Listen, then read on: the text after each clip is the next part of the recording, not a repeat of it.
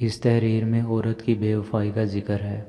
حضرت عیسیٰ علیہ السلام کا عورت کو زندہ کرنا اور پھر بے وفائی کی وجہ سے دوبارہ مار دینا۔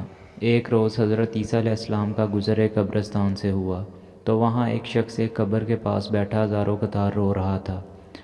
آپ علیہ السلام نے رونے کا سبب پوچھا تو کہنے لگا، یہ میری زوجہ کی قبر ہے، یہ میری چچا کی بیٹی تھی، مجھے اس سے بہت زیادہ پیار تھا، میں اس کی جدائی برداشت نہیں کر سکتا۔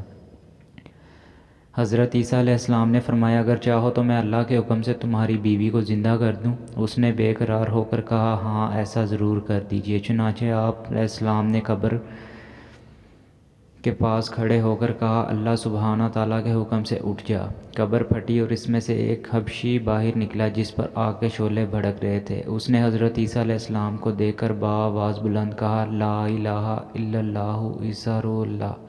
اس کا یہ کہنا تھا کہ آگ بجھ گئی، عذاب الہی اس سے دور ہو گیا۔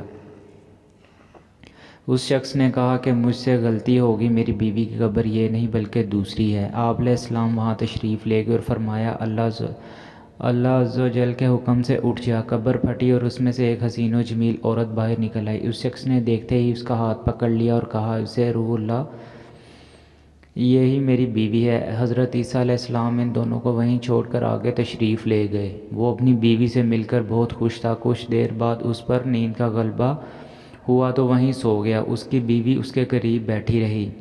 اتنے میں وہاں سے ایک شہزادے کا گزر ہوا۔ شہزادے نے اس عورت کو دیکھا تو اسے پسند آ گئی۔ عورت کو بھی شہزادہ پسند آ گیا اور وہ اپنے شوہر کو سوتا چھوڑ کر شہزادے کے ساتھ چلی گئی۔ جب اس مرد کی آنکھ کھلی تو اپنی بیوی کو نہ پا کر بہت پریشان ہوا۔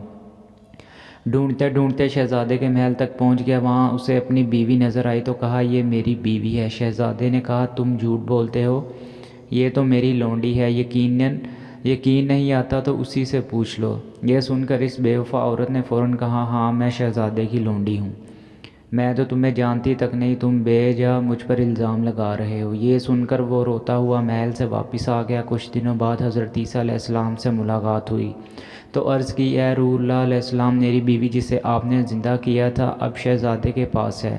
شہزادہ اپنی لونڈی بتاتا ہے اور وہ بھی یہی کہہ رہی ہے، میں شہزادے کی لونڈی ہوں، تمہاری بیوی نہیں، آپ ہمارا فیصلہ فرما دیجئے۔ چنانچہ آپ علیہ السلام نے اس عورت سے فرمایا، کیا تو وہی نہیں جسے میں نے اللہ عز و جل کے حکم سے زندہ کیا تھا؟ عورت نے کہا، نہیں میں وہ نہیں ہوں۔ آپ علیہ السلام نے فرمایا، اچھا تو ہماری دی ہوئی چیز واپس کر دے۔ اتنا فرمانا تھا کہ وہ جھوٹی بے وفا عورت مردہ ہو کر زمین پر گر پڑی۔ حضرت عیسیٰ علیہ السلام نے فرمایا، جو شخص ایسے مردہ کو دیکھنا چاہے جو کافر ہو کر مرا، پھر اللہ کے حکم سے زندہ کر کے ایمان کی دولت سے نوازا، تو وہ اس حبشی غلام کو دیکھ لے، اور جو ایسی عورت کو دیکھنا چاہے جو ایمان کی حالت میں مری، پھر اللہ نے اسے زندہ کیا اور وہ کفر کی حالت میں مری، تو وہ اس عورت کو دیکھ لے۔